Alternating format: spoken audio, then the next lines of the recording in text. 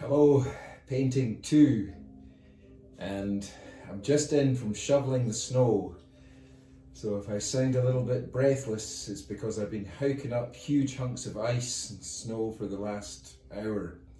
There's a lot of it here in South Brooklyn. I don't know what it is like where you are, but and there's more coming, so if we were in the college we'd be having a lot of snow days. Anyway, I noticed some of you who are fantastic, I love you guys, are sending me drawings of the skeleton that you've done already from the first thing I was mentioning, which is excellent. You know, that's the first week. Now those of you who haven't done it, it's fine because we're just getting around to it really this week. There's the model, Fritz. Of course, you don't have a Fritz unless you want to buy one from Amazon. They're about $90. You don't need to be thankful. I mean, it scares the bejesus out of some people in this house, you know, but not me. You know, when we were at art school, we used to draw from dead bodies which were laid out. And we watched them being dissected, and we drew all the organs, the brain, the lungs, the heart, all that was taken out from inside here, and then you could look at the bits and pieces. And of course we had life-size skeletons. I think they were real skeletons, and we used to draw the human model in the same pose as the skeleton, and then try and kind of like merge the two of them together so you'd understand the human anatomy. And that's a fundamental of artists, you know, is learning about the human anatomy. If you think about great paintings, when you go to great museums by, you know, the great names, the ones that will live for millions of years, Michelangelo, Leonardo, Rembrandt, even Picasso, they all had knowledge of the human anatomy. What they did with it was up to them. Anyway, you've got this first photograph of this skeleton, so you know, you can look at it. I've got the man himself here. Sketch it out, you know, and you can see I'm holding a pencil. Remember, I was telling you that finding out the way to hold the pencil is important. You know, sometimes you have to hold it tight like this for detail, but most of the time as an artist you're holding it like this, you know, kind of loosely in the hand, so that you're getting the rough shapes in first of all. Now I'm just going to spend a short time on this.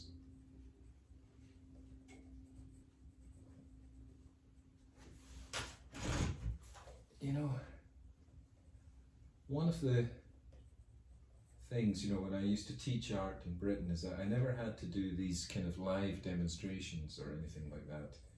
It was always just come in and see what the students were doing, and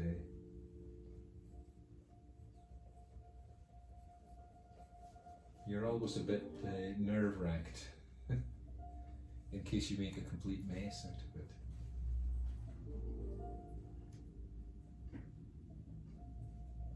One of the teachers in art school, he put all the students' drawings from this anatomy stuff on the wall. And he more or less said something nice about everybody's, except mine. He called my drawing, and I'll quote him, abysmal. Well, you know this, you don't need people to be nice to you all the time. In fact, I'd rather somebody be straight and honest with me.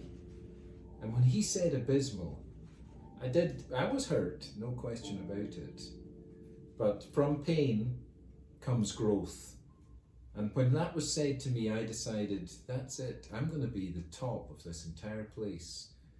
I'm going to work within my limitations, and I'm going to make myself top of this entire institute. And do you know what happened? I was top of that entire institute within 2 years. I was the top student. So anything that you get in education, you can transform it into something good, or you can become weak and just buckle under when someone says something negative to you, or you can take it and use it and transform it. It's always in your abilities to do that.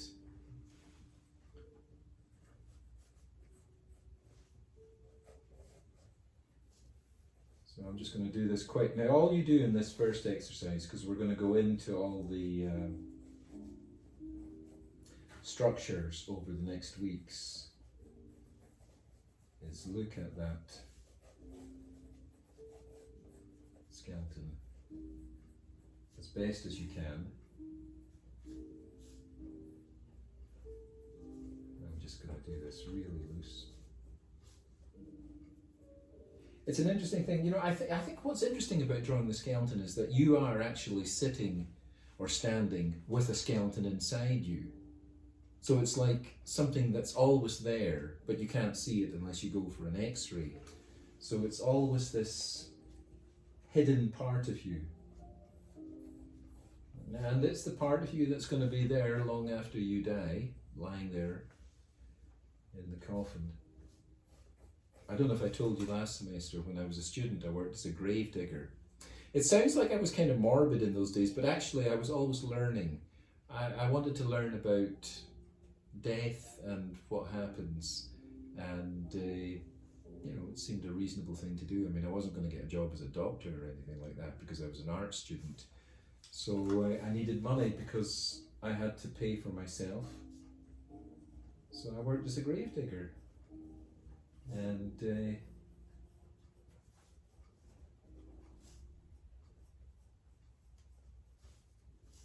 basically learned how to dig graves, which is, it's not something you use every day, thank God, but it's an interesting thing to know about. There's an art to it, as there is to everything. So I'm doing this like an art skeleton. There are artists who spend their entire careers doing skeletons. I remember the Belgian artist Paul Delvaux. That's Paul Delvaux.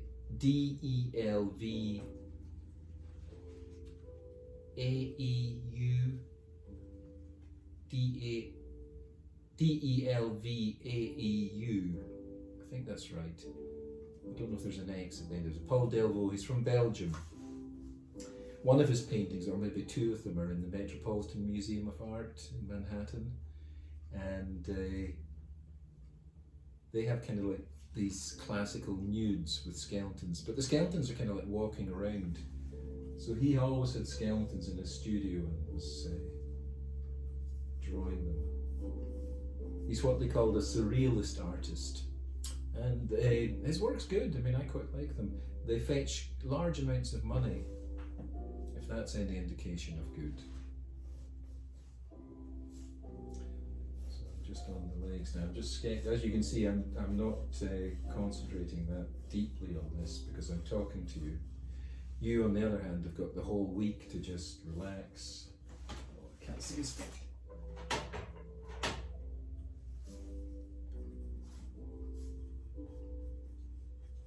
I've never really been good at feet. So when I do these classes with you, you must remember, I'm using them to remind myself and learn things myself. If a teacher's not really learning all the time, he or she is not really a teacher, you know. You're always learning. I'm learning from the students, I'm learning more about my subject, and we're all in it together, you know, like a unified team. That's what I love about working with people and teaching.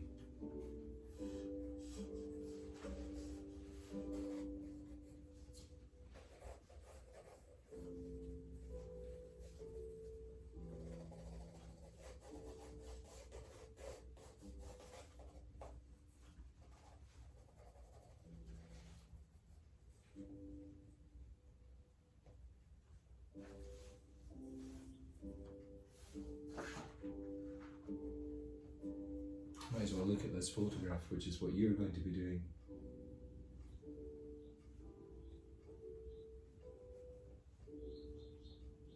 I mean, if you've got money and you're serious about art, you can go to Amazon and find a skeleton. Make sure that you buy one that's, well, actually contact me if you're planning on doing that, because I can recommend, I mean, there's some of them that are lousy, they're just only Halloween skeletons. You want to have one that's anatomically correct.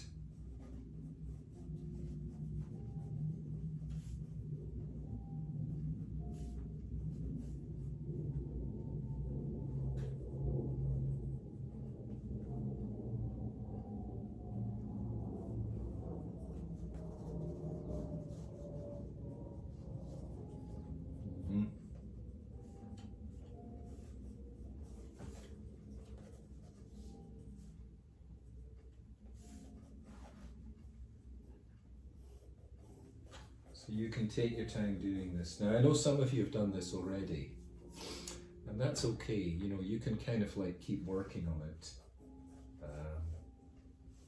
We're going to see if you learn things over the next weeks, and at the second time you come to do this, if there's any improvement in the skeleton. There it is, just quickly done.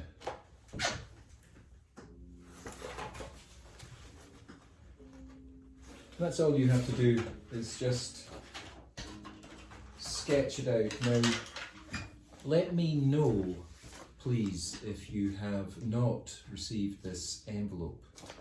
It'll have your name on it. And if it hasn't arrived by, well, God knows, with the blizzards and snowstorms, perhaps things are delayed. But if it hasn't arrived by next Friday, say the 12th, this Friday the 12th, or this weekend, let me know, because I will send another one out to you. I'll keep sending them until they arrive. So it basically has got in it the sheet here telling you the weeks and what parts of the anatomy we're looking at. It starts in chronological order. It's got the photograph of Fritz the skeleton, which is what we work off from first of all. Then it's got next week's exercise, which is the skull. Then in order, it's got the rib cage. Now that's a pretty sort of daunting bit for most people. I know it scares me, because look at it. I mean, it's a cage. It's got 3 dimensions. Then there's the pelvis. Then I just put the top leg, the femur leg, which is the large bone from the hip to the knee.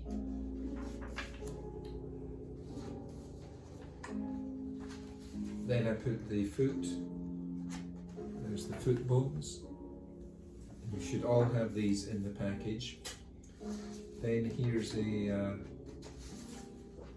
photocopy of this, which is the arm, upper arm. Then there should be one with the bones of the hand. And finally there's the last skeleton that you'll work from again, which is this one by the famous artist called Albinus. So that's it, and by the time you come to that, you'll do another drawing of the skeleton. So you'll have 2 drawings of the skeleton, the one you do this week, which is just loose, to get you into the ice breaking and learning it. And then you're going to do these other bits of the bones. Every week there's a different part of the bone to do. When you finish doing it, photograph it and email or text me the photographs.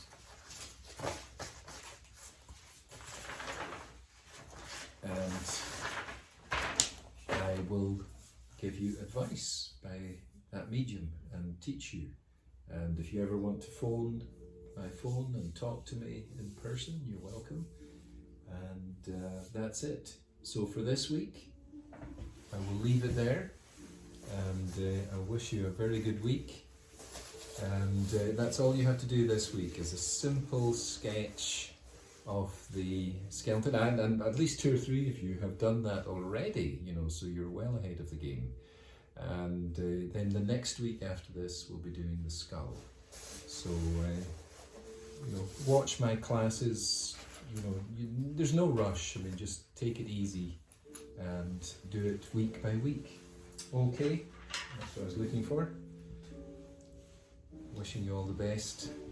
Take care.